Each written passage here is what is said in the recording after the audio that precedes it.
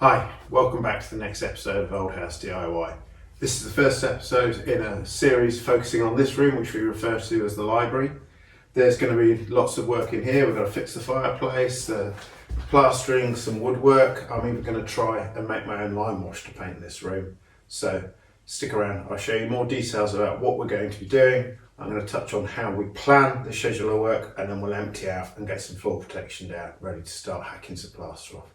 So please stick around. There we go, they're all empty now.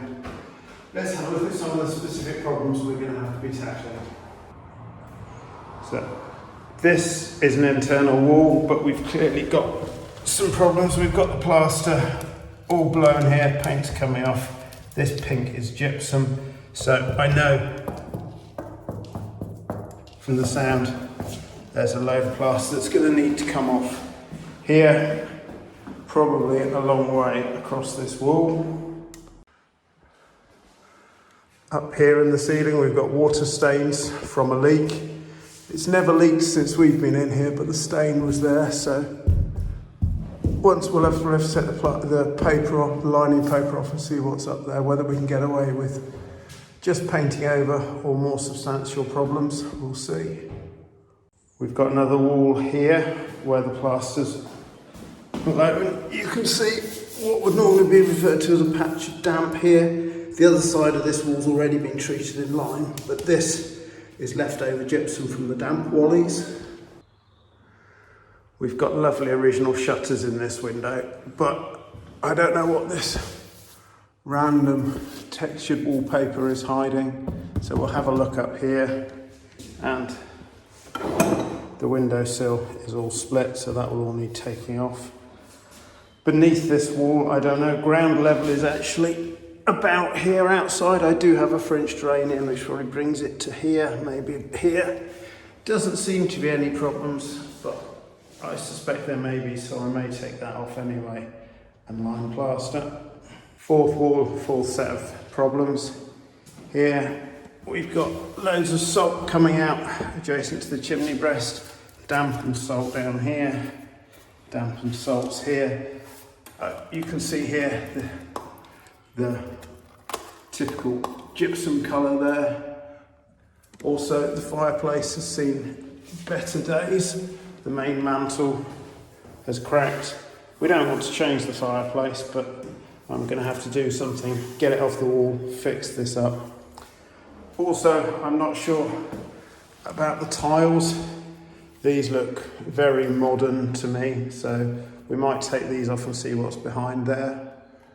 We've also got this cupboard, which has got a load of failing plaster in, and what I just discovered after cleaning off, this bottom is an absolute mess of gypsum, and it even looks like somebody's poured some concrete in there on plastic. So we'll have to have a look and see what we need to do in there.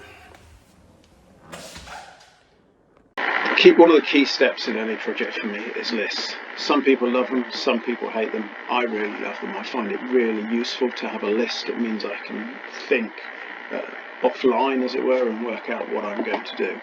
What I'll do is I'll have a general section for like general jobs, and then I'll split down into some of the more sub jobs, like the fireplace is going to be a bigger project. The fireplace, the plastering, the paint stripping from the wood, and I'll add in extra sections for other things. Like here I'm going to add in a section for painting, because I know I'm going to have to paint, but then I'll put first coat, stripe coat, second, and then touch up. It just means I can keep track of where I am. I also have a section for things to buy, so I know on this one I'm going to need some lime pigments. So just by keeping a record, it helps me plan. Then with a little bit of conditional formatting, I take this to the next step. But I've already had a measure of the room, and this spreadsheet is what I refer to as the plan. So that one's actually done. Dismantle and empty the room, I've done that. Remove and cap the radiator, I'm going to have to do that next. So one for that, one for cover and protect the floor, because I really need to get those done before I do anything else. Then I need to start working on the cupboard, I need to remove the plaster, I need to have a look at the fireplace. Then after that, maybe I need to start stripping some of the paint, so we'll give that a 3. So what this enables me to do is it enables me to figure out where I'm going to go next. So the next thing to do is definitely going to be to cover and protect the floor and get the radiator off. Then I can start looking at some more demolition work, taking the plaster off, getting the fireplace out, so I can then look at fixing that.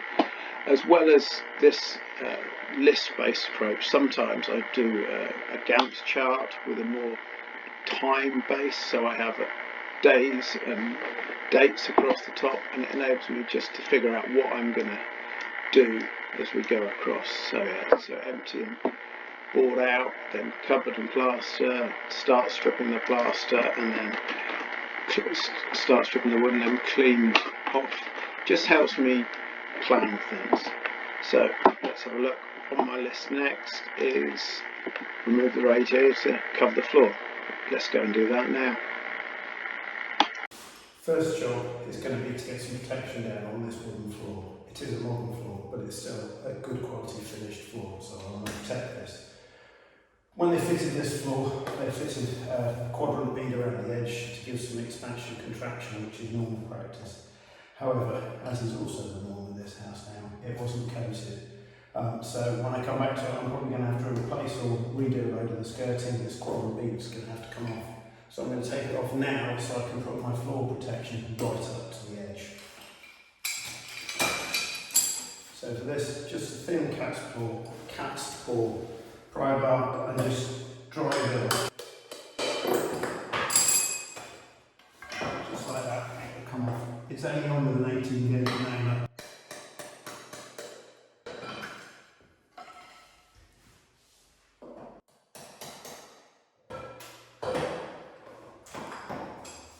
We've also got this fire alarm that needs to come off.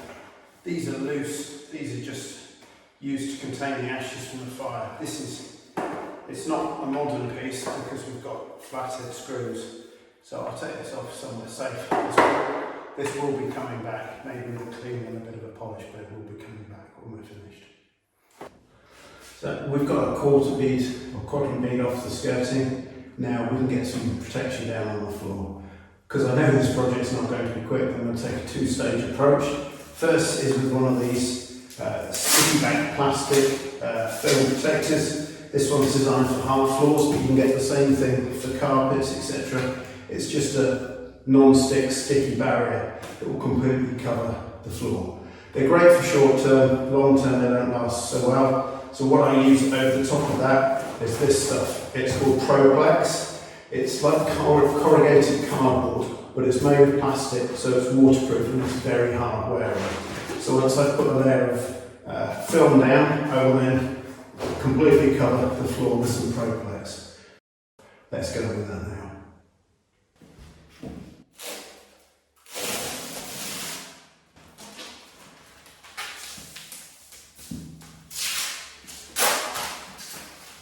Just stick it down.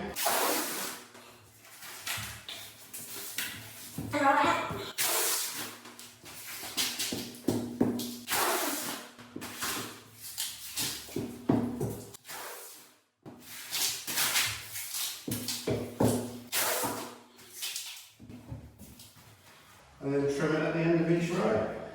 That's our first layer of protection down. Now I'm going to bring in the Proplex and we'll start laying the thicker stuff over the top.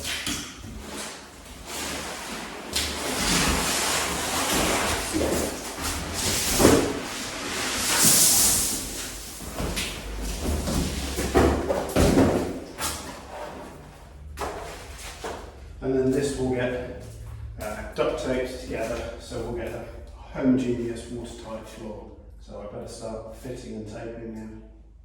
We lay the Proplex sheets. I like to put some duct tape underneath facing up and then a big full length of extra wide duct tape on top. So let me put some underneath and then I'll drag the next sheet in for here.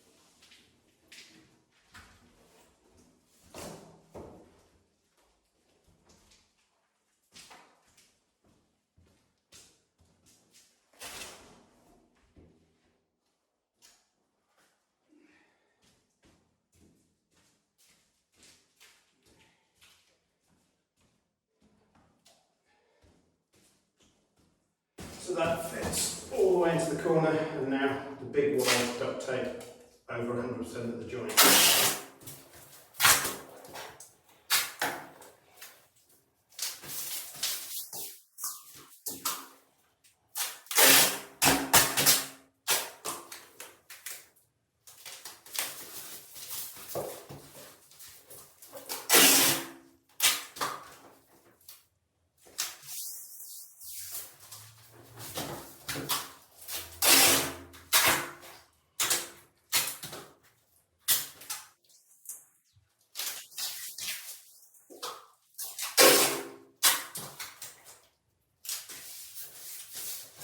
We just keep working our way across the room.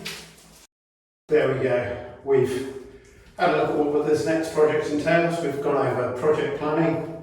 We've got the floor protected. Next step is to start getting on with it. And I think as we worked out from the project plan, step 1 was the floor. Step 2 is going to be knock the walls off and see exactly how bad we are before we get on the plaster. So please, I hope you found this interesting. Do give it a thumbs up and a like, and think about subscribing to join along as we go through sorting this room out. Thanks for watching.